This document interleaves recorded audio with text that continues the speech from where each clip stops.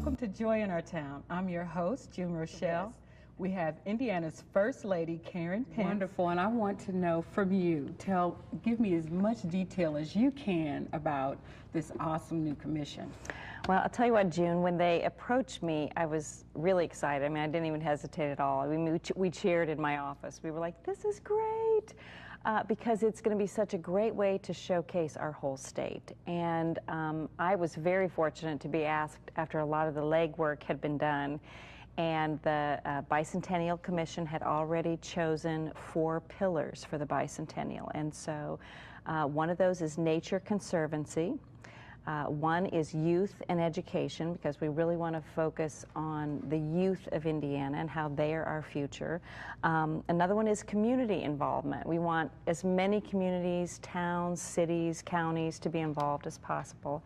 And the other one is historical celebrations. So each town and community has their own festivals and things that they do, so we're wanting to include as much of that as possible. But those are the 4 pillars. Now, I'm born and bred in Indiana, so I have a special place in my heart for Indiana. And it is such a beautiful place. It is, I mean, any place that you go, literally, especially in a lot of the rural communities, as well as just so beautiful. Tell me a little bit about how the community is going to be able to partake in this celebration. What are some of the things that we can hope to expect? And you know, a part of it, June, too, is, you know, we've always focused on Indiana history in 4th grade, but we don't want to just stop there. We want to kind of focus on a lot of our college kids. So we're looking for ways and incorporating ways to include our universities and colleges and secondary schools even in projects that we're doing around the state. But the fun thing for me is that this all started 4 years early. So we are really carefully trying to include everybody, and we're asking people to be thinking about ways that their university or their school or their community can take something maybe that they already have in place and dedicate it to the Bicentennial in 4 years.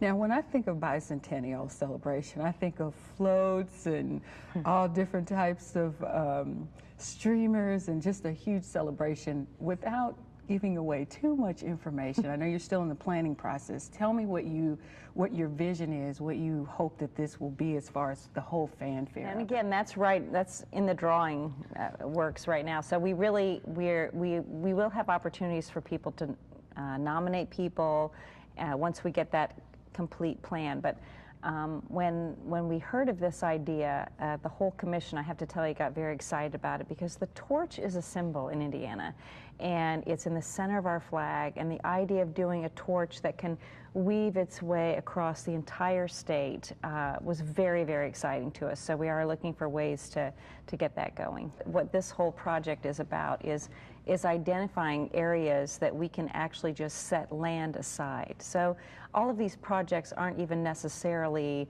you know, they're not really like a park or a golf course or that kind of thing. They're actually set up to actually conserve land and have natural spaces. And why is land conservation important? Because some of our viewers may think, oh, you know, we should just take all the land, and of course it could be anybody, and just build, build, build. But anyone who has been through Indiana and who has seen the beauty of this state, I mean, I personally know that it's always good to just, you know, retain and maintain the beauty and the integrity of our state. But to somebody who's thinking, well, you know, what's the big deal about conserving land? What could you offer about that?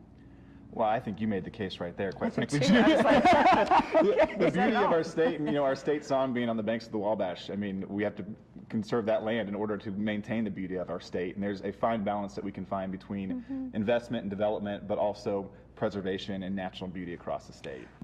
Now, for people that, let's say it's just your everyday, you know, down-home folk that live here, they just want to get involved in their particular county. What are some of the suggestions that you can put out there? Well, first, they're welcome to visit our website, which is www.in.gov/Indiana 2016. There's a place you can sign up there to volunteer. I would encourage them, too, to connect with their local historical society or their community foundation. There's a lot of local groups that we're going to tie in every single county that will play a role, whether it be in the torch relay or the nature trust or any other community celebrations that we have. And there's a lot we're still working on that we just don't want to you know, disclose until we have everything in place. But just a little teaser. Judy O'Bannon and I have met last week, and we're wanting to do something special with all 5 of the First Ladies who are still living, who have been First Ladies of Indiana. And one of the things we want to do is to be able to motivate people to get involved in whatever way they want to. So that is on the horizon. So for volunteers that want to do something, that want to feel a part of the state, that want to feel like they have contributed to the history of the state of Indiana, going to find more about the bicentennial celebration of 2016 is a good way to do that. I just want to thank you so very much. It has been my honor to sit here today as your host and to learn all the wonderful things about our state. And I appreciate you coming, and I hope that you come again. And for our viewers, the state of Indiana is a beautiful state. It's a beautiful state to live in and be in. And we thank you so much for tuning in today, and we'll see you next time.